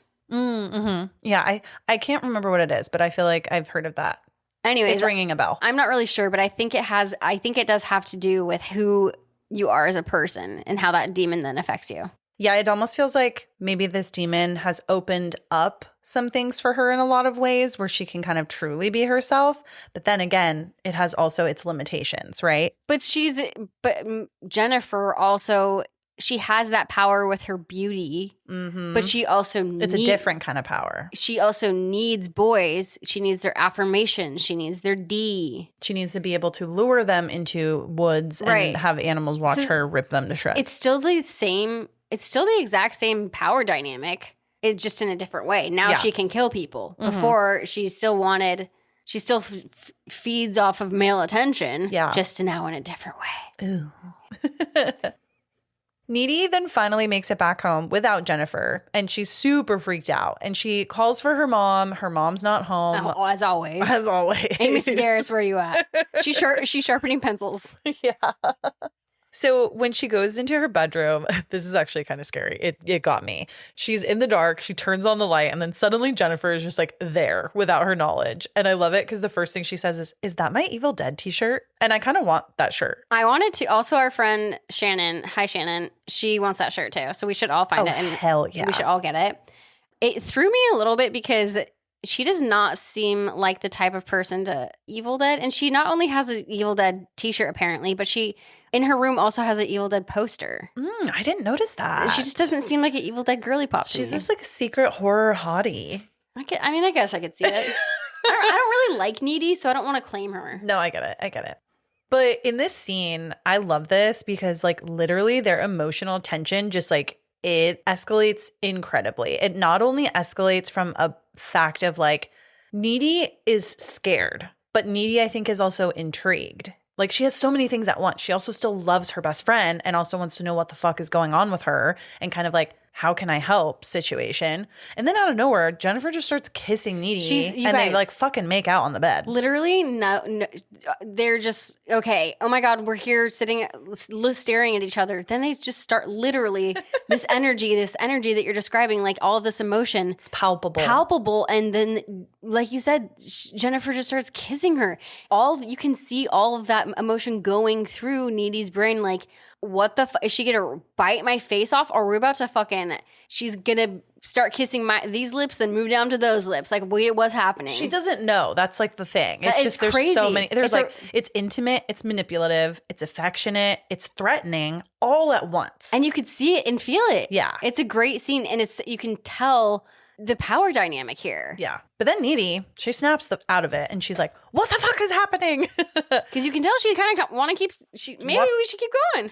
But I think she's also just like, it's a cacophony. It is. That's what it fucking is.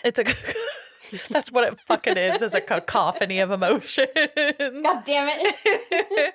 And Needy basically tells Jennifer, she's like, dude, you're being fucking weird. And Jennifer admits like to what's been happening. We finally are getting the story of what happened to her in the van. So up until this moment, literally Needy knows nothing about what's happened to Jennifer. Yeah.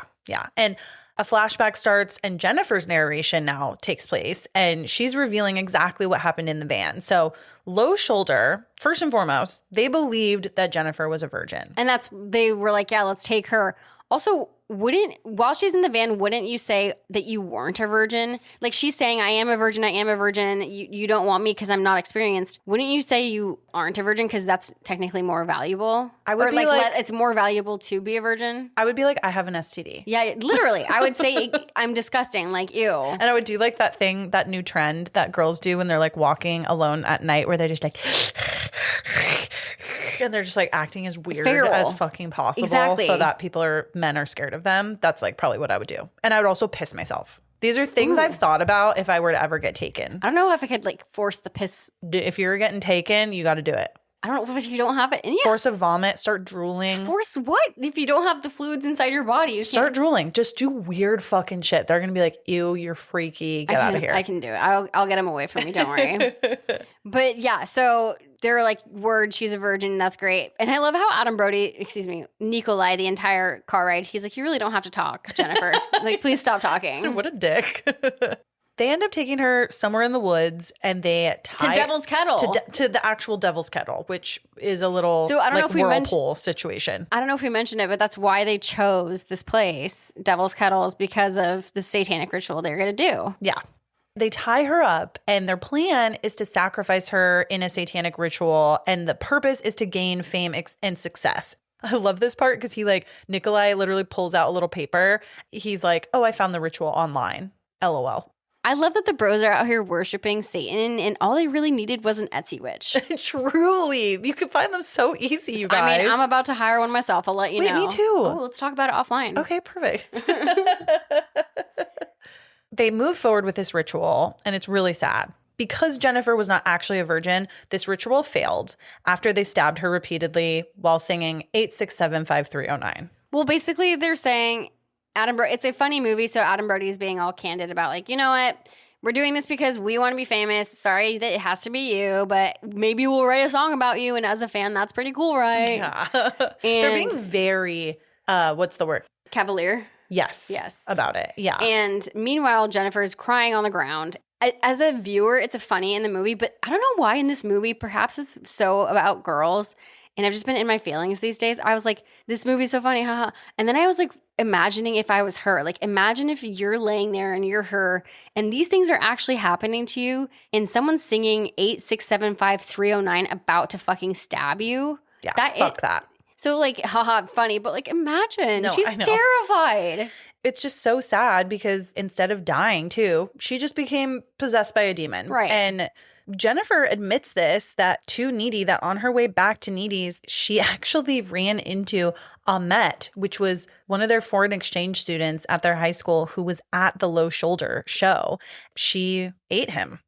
No, she doesn't admit to anything. She doesn't admit to killing anybody. She basically says, I did what I had to do since now that I'm a demon. She never admits. Oh, but we see it. As the viewer. Yeah. We see as a viewer that she ate Amit.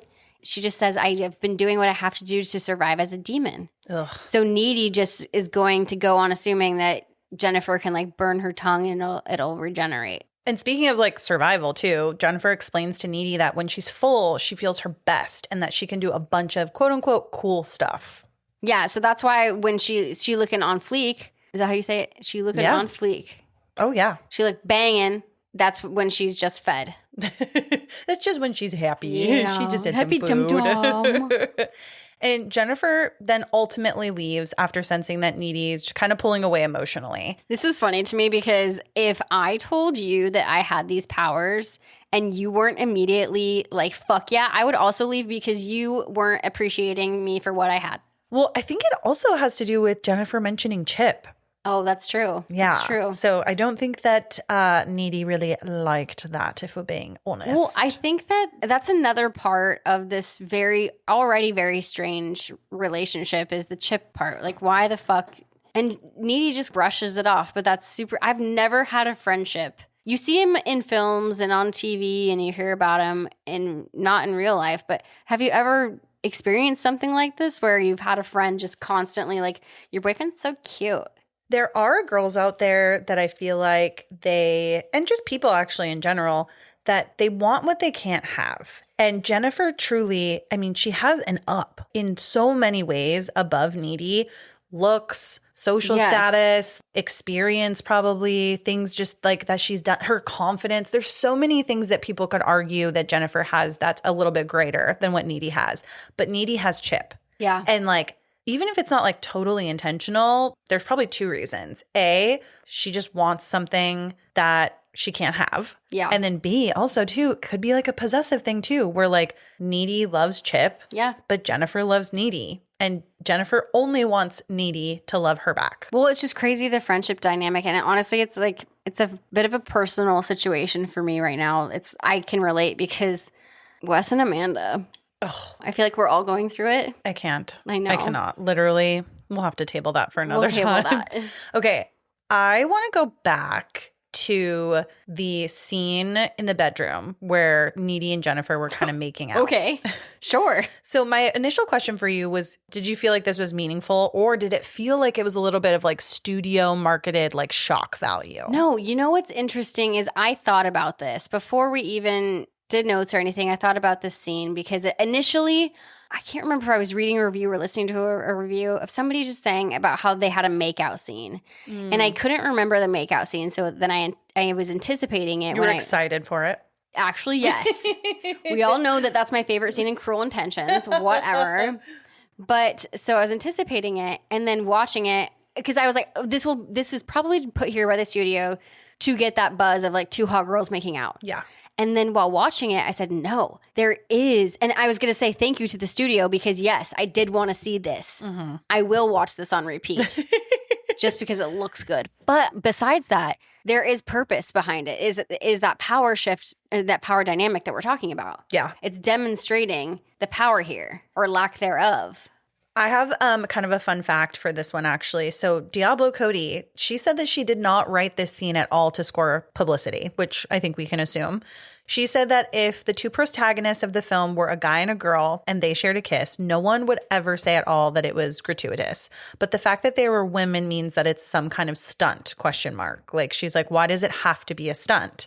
She says, obviously, we knew people were going to totally sensationalize it. They're beautiful girls and the scene is hot. I'm not afraid to say that. There is a sexual energy between the girls, which is authentic, which I think is like, that's exactly how I looked at it. Was like, yeah, it didn't matter to me if it was two guys, two girls, guy, girl. Like, it doesn't matter.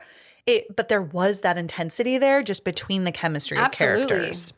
I had another question about like Jennifer being attracted to Needy or just like obsessed with controlling her. I genuinely think it's unfortunately, not the fun one. Yeah, no. I think she knows that she can make Needy do whatever she wants, but I don't think that Jennifer knows that Needy has more power than she does. Like, I think she underestimates her. She really does. I think Needy knows that she can control Jennifer more than Jennifer knows. Yeah. And hence, like, why I think this film personally, and I don't know if you agree, but I feel like this film really understands the emotional complexity of female friendships a lot more than horror films normally do. That's why I think it's so fun to talk about because I'm just sitting in my brain thinking about bitches, you know? Just bitches. Akon and bitches. It's so relatable. It's so relatable. And it like, I mean, even you and I have just, even in this conversation, been having introspection on our own female friendships that we've had throughout our lives and the dynamics and the levels that go into each one. Like levels. I just like, oh God, I just love this film. No, like, me too. And it's female driven and female thoughtful, and it has us talking like this, and I love it. Yes. And I guarantee so many other women are doing the same exact thing, even not on a podcast platform, just having these discussions about the film and what they thought about it. The next day, Needy attends Colin's funeral, which prompted her to do a little bit of research. And she goes to her library and researches demons and possession, which is so funny. This just happens to be at their high school library, by the way. Hey, some libraries just have it all. I want to go to that high school. Same. I mean, we remember Carrie. She was researching witchcraft. That's true.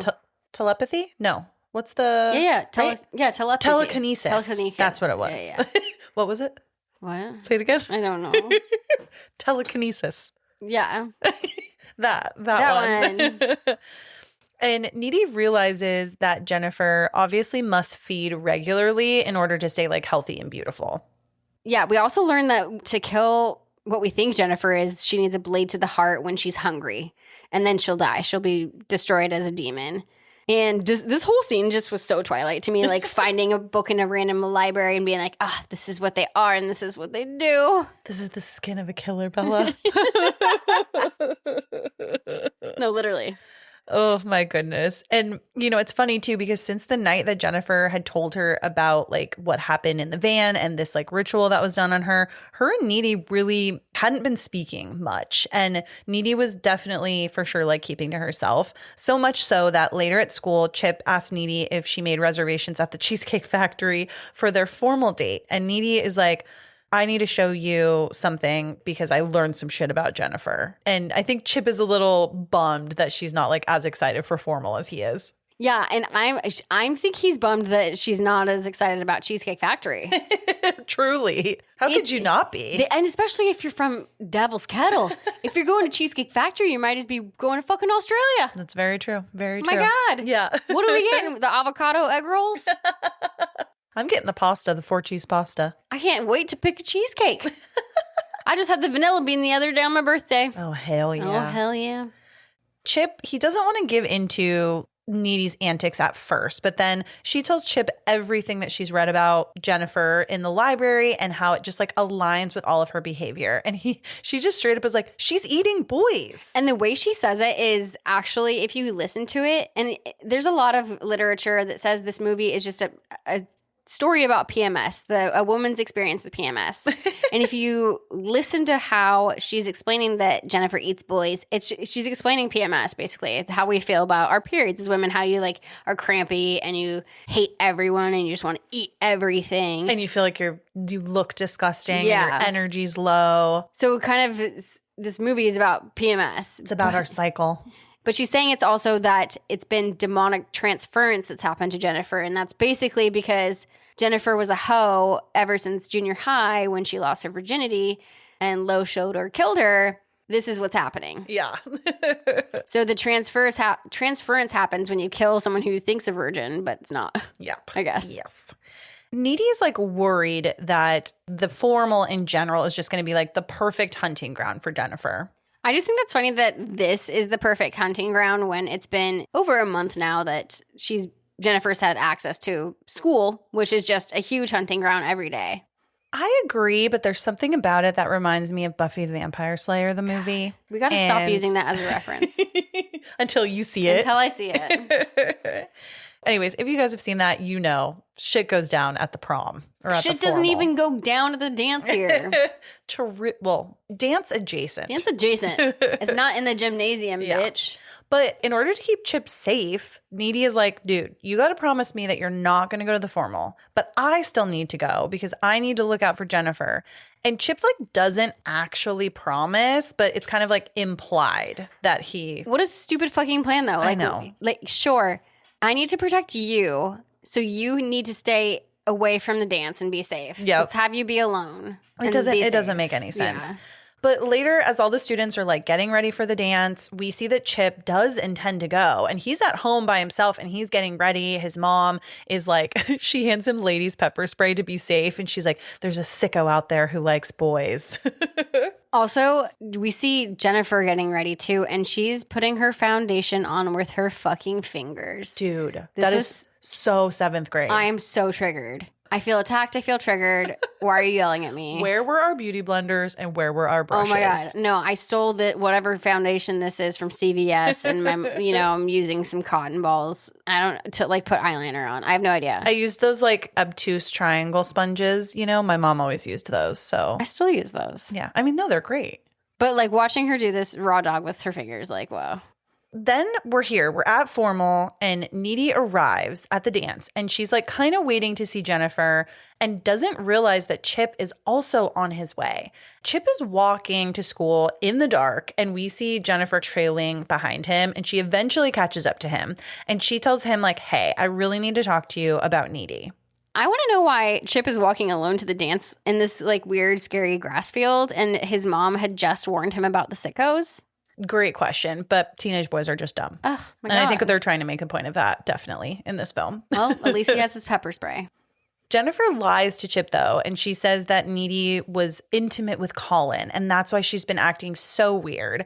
And Jennifer's just like trying to manipulate him into thinking that she actually cares about him and that she wanted to tell him because she cares, essentially. And meanwhile, at the dance, we see that Low Shoulder is like performing, I think, as like a surprise. Yeah, that, like Principal Simmons or Teacher Professor Simmons, whoever the fuck he is. He's like, and you guys, guess what?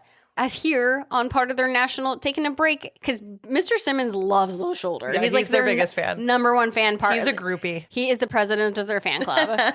And he's like, you guys, they took us stopping their world tour to come stop at our little dance for free and play for free. For free.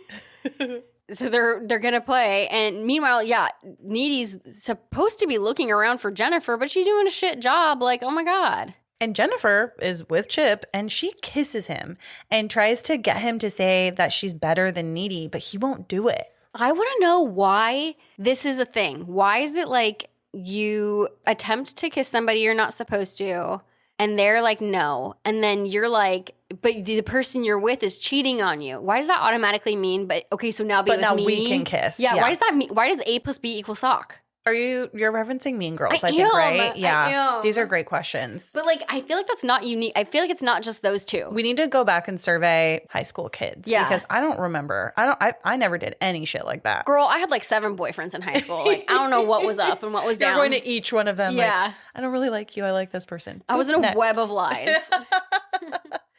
So somehow Needy, as she's at the dance, she senses that Chip is in trouble. Again, we don't know if this is her like supernatural power that she might have now, or if this is just like intuition, or she's connected to Jennifer. Whatever it is, she has a feeling that Jennifer is going to plan to kill him. So she tries to like race to go stop it. Do you feel like Chip is underestimating the danger of Jennifer because she's so attractive? I truly don't know what the fuck is up with Chip, because I feel like he should be smarter than to even think that beyond the obvious that she's like so gorgeous and he's played out to be kind of a nerdy whatever guy. Beyond that I think he's smarter to know never to think your best friend is doing that. But why would, like, the best friend part is the most important part to be like, why would that ever happen? Yeah, I also wonder too, like, if we think back to when Jennifer was originally taken, and remember, like, I felt like she was sort of under a trance as she was watching Low Shoulder. Do you think there might be a possibility that she has like the same influence on these boys? Like a siren. Yeah, where she can... Honestly, dude, maybe. And maybe Chip, he's not fully in it because his love for Needy is just so strong. That would explain, because you know how I was just like, it's powerful how she can just do whatever, and boys are like, yes. Because with Jonas, she's like, Craig would want it. And he's like, yes, Craig would want it. Just like in a trance-like state. Yeah. You're so right. Maybe that's part of the power. Let's ask Diablo Cody. Another thing too, and this is a small one, but if you remember when Colin asked out Jennifer, after it happened and Needy told Chip, like, yeah, Colin actually just asked out Jennifer, he was like very confused and was like, why would Colin ever ask her out? Like, that's weird, you know? So like maybe there was also that kind of siren-y trance going on because she knew that Needy was friends with him. I never thought about it like that being part of A, the power she had, and B, that she would use it like that. No, totally. Yeah, just something to think about. Then we get to the point in the film where shit is really going to like hit the fan. And Jennifer, she takes Chip to an abandoned indoor pool that is super fucking creepy, and it's run down with like nasty ass water. I want to know why they're at this building. Why is this building there? And why does the building have water in the pool? Still, it's this abandoned ass, like, it's a cool building. I feel like they should throw like an EDC type rave in there. Do you maybe know? A Shrek rave. You know what I mean? Like Poison Ivy's rave, like, remember in Batman and Robin, that rave thing? Very that dark. Is what needs to happen in this building. Oh, I like that. Me too. Next birthday party. Anyways, why are they there? Why does this building exist? Why are they there? I hate that. And why did Chip follow Jennifer there, even though she basically just assaulted him? These are all great questions. But they're just sitting on the edge of the pool together, kind of looking sad. And both feeling a little bit defeated having talked about Needy. They're both sad about Needy, you know? It feels like this could be a shot in the movie Garden State. Abso-fucking-lutely. Do you get what I mean? No, it's them sitting on the bus or like standing on the bus. In front of the void. Yep, yeah. Just like a beautiful shot of people just like standing or staring. Yeah. Yes, abso-fucking-lutely. But so they're sitting there and Jennifer says, I feel so empty. And you can see that she just... She might mean that in multiple ways. She means that in multiple ways. And I know this is like a silly movie, but like in so many situations, you can just like feel the emotion and be like, fuck yeah, I feel that, girl. I know what you're saying and what you mean by that. And it's such a good... another example of just like Diablo Cody with the writing and just even like the director's work. Like it's just so effective because you're feeling both of those things. She can say one line that means two things. And it's so the way that it resonates is so powerful. Yeah. And so she says, I feel so empty. Chip says, yeah, me too. Jennifer hears that and kind of sits up and says, well, let's kiss. And she tries to kiss Chip again, and he denies her, and she's like, well, fuck that, and pushes him in the water. And then she's like, bye, bitch. You don't say no to me. Yeah. And she attacks him in the water. And as this is happening, Needy eventually arrives after finding the corsage that Chip had got her. She finds it by like the tree where Jennifer like first kind of attacked Chip. And she hears his yells coming from this like pool building. So she arrives and it's a little too late because she's not able to stop this attack. She sees that Chip is being sucked on in the neck region. It's a funny shot. She crawls into this abandoned pool building, not through the door, which is where everybody else came through, whatever. And we get a close-up shot of Jennifer. She looks back at the camera, and Chip's dumb face is just like, I'm being eaten. Yeah. And Jennifer's like, I'm eating Chip. He seems just like defeated. Yeah, he has not tried at all. Where's your pepper spray, Chip? Yeah. And here comes the hero, Needy. She immediately jumps in the water on top of Jennifer. In this disgusting-ass water. Nasty. I would immediately say, sorry. Yeah. And Chip gives her the pepper spray, and she uses it on Jennifer, which like kind of temporarily gets rid of her for a sec. Why couldn't Chip use it when, like, it was in his hand against her? Like, you know what I mean? He was under the trance. Okay, his dick was doing the magic. And Needy and Jennifer then argue about how Jen was never a good friend and how she was obviously just jealous of her relationship with Chip. This part, I feel so deeply into my core. This is where they're just so heated, and this is the point where you're saying the things that you think, but you can never really say. Yeah. This is the hurtful shit in a girl fight. This is the stuff where you throw your meanest material. Your biggest punches. Yeah. And so Needy's just calling Jennifer out, and she's like, you're insecure. You just need attention. And Jennifer's like, how could I ever be insecure? I was the snowflake queen. Meanwhile, Jennifer is hovering over this entire situation. She's like hovering over Chip and Needy.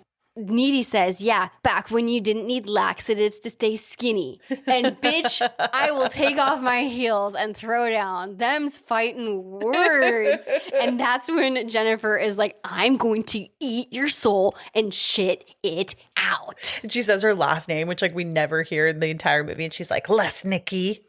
Yeah, what a weird... Her last name's not even in IMDb. I had to literally like Google it to figure out what it was. I thought she was saying like a weird word. Nope, that's her last name. Well, yeah. I will shit it out, Les Nikki. And then she said, and then Needy goes, I thought you only ate boys. And she says, iconic, I go both ways. Yes, you do. So fucking good. Yes, you do. And then right before Jennifer attacks Needy, Chip stabs her with a broken pole, and Jennifer just like kind of leaves the building. She's not like dead, but she sort of just like crawls out. You know when Pearl is naked and she's like, oop, you caught me in X. Oop, you got and then she me. kind of just runs away naked. Yeah. Like, oop, you caught me. And it was kind of like that. Kind of like that, yeah. Yep. It's just so funny because like Needy then finds Chip in not so great shape and apologizing to her that he should have believed her from the get-go. And they try to use his phone to call for help. It doesn't work. And then unfortunately, Mr. Chip, he dies. His death is very anticlimactic. He didn't try, we didn't try, he just dies. It didn't feel tragic to me. It felt inevitable. Yes. If I'm being completely honest. It's so funny too because like The abandoned pool thing also is just, it's something we've seen before. It's like such an interesting setting for this. But I also think it's perfect because it gives that like protected setting, right? Where like not a bunch of people are going to witness what's happening. No one's going in this like abandoned pool building, obviously. So I just had to add that in there too, that I think it's like kind of a good setting point, even though it seems dumb. No, to me, indoor pools are just kind of creepy inherently. In general, yeah. Even if they're full and it's so bright and cheery and people are having a great time, they're kind of creepy. I don't know. That's just not natural. Abandoned indoor pools, terrifying. Abandoned indoor pools with water in them, don't talk to me about it. And vines. And vines, like that is such a scary setting. That's why I don't like it. Not that it's dumb. Agreed. One more thing about Chip dying before we move on from that, because it's so inconsequential, is I feel like we don't care that much because this movie isn't about their relationship. Their relationship wasn't as strong as the one between Needy and Jennifer. Totally agree. Yeah, he's ancillary in the feelings that we've developed throughout the film. And this throuple's now a couple. Well, I think that's why it makes this next scene maybe a little bit more emotional, because then we get post-formal. Jennifer's basically chilling in her room, and we now have caught up to the very beginning of the film where we saw Jennifer looking like dull and defeated. She's hungry, and she was writing in her journal in her PJs, and Needy shows up to her window and comes in. Well, this is what a scene... Just take a second with Jennifer with me for a sec. This scene is so interesting. She is just laying there. She's just had this really intense interaction with her best friend at prom or whatever. That just happened. And now she's laying in bed. And she's just this girl, 17 or whatever, laying in bed writing in her journal. And I felt she's so alone. That's when I started to feel like she didn't ask for this feeling. She just wants to be normal. And that there is a part of real Jennifer still in there. She just wants to be her normal bitchy self, not like this demon bitchy self. She didn't ask for this added layer of crazy. Yeah. Lo and behold, Jennifer and Needy, they get into a pretty physical fight in Jennifer's bedroom. It actually escalates to them literally like floating in the air and like flipping. It's very like gives me Charlie's Angels flips. Oh, absolutely. Like in the best way. Yes. And Jennifer alternates between like mocking her, kind of seducing her, and like attacking Needy all at the same time. In this one specific moment, there's like a close up on Jennifer's neck where there is a BFF necklace that they both have. Needy just rips it off of her chest. And it's a very symbolic moment of their like friendship officially ending. And it weirdly has like it feels like it has a visceral effect on Jennifer too, because then she starts falling and Needy stabs Jennifer through the heart with a box cutter that she had. And then I love this part because Jennifer just says, "My tit." And then Needy goes, "No, your heart." And Jennifer like dies while kind of smiling like faintly at Needy. And then this part is a little heartbreaking for Needy because all of a sudden Jennifer's mom comes in the room, flicks on the light, and she walks into literally like a horrific scene. She sees that Needy just murdered Jennifer and like Needy knows that she's fucked. And it's just like, it's crazy. I mean, the crazy part is that Needy is basically accepted that she's like, I know where I'm going now. Yeah. Like, I felt like personally that this felt not really like a final girl showdown or anything. It felt like a breakup. Dude, this whole movie to me is about a couple, just a normal couple going through breakup steps. Mm-hmm. Yeah. And it's interesting to look at it through that lens and just be like, oh, this is where they're at then, you know? Totally. And I kind of felt like Jennifer's death was sadder to me than I had expected it to be. Like, what were your thoughts? Well, to me, I'm looking at this like they're best friends. I know they're fucked up best friends, but best friends nonetheless. So I'm like, that's like you and me, bud. And it's like, could there have been a world where they could have figured it out together? Yeah, absolutely. And I that's what I'm saying is like, yes, they have some toxicity, but they at the root are still best friends. So I felt sad. I did feel like, oh my God.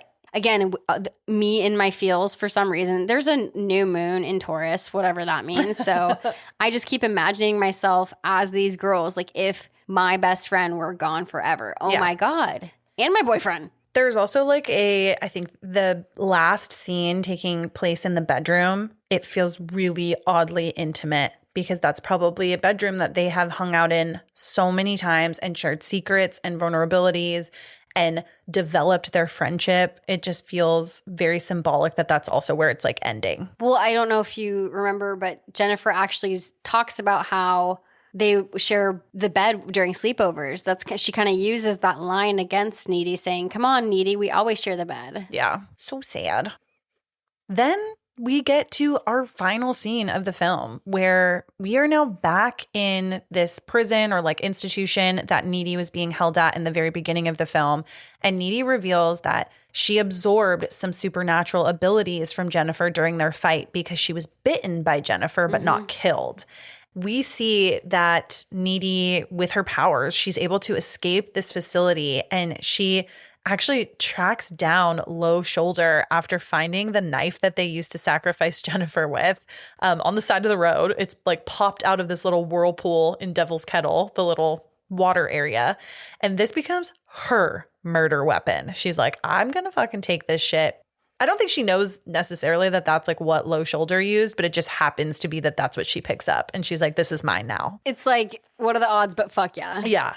Then basically the film ends and we roll credits, but in credits, we see crime scene photos revealing that the band members were murdered in their hotel room. I love this. This is so, I don't know if Dawn of the Dead, the 2004 version, is one of my favorites. Yeah. The ending, it's so that to me. It's just so awesome because like Needy, she had some complicated feelings with Jennifer, obviously, and a very complicated relationship with her.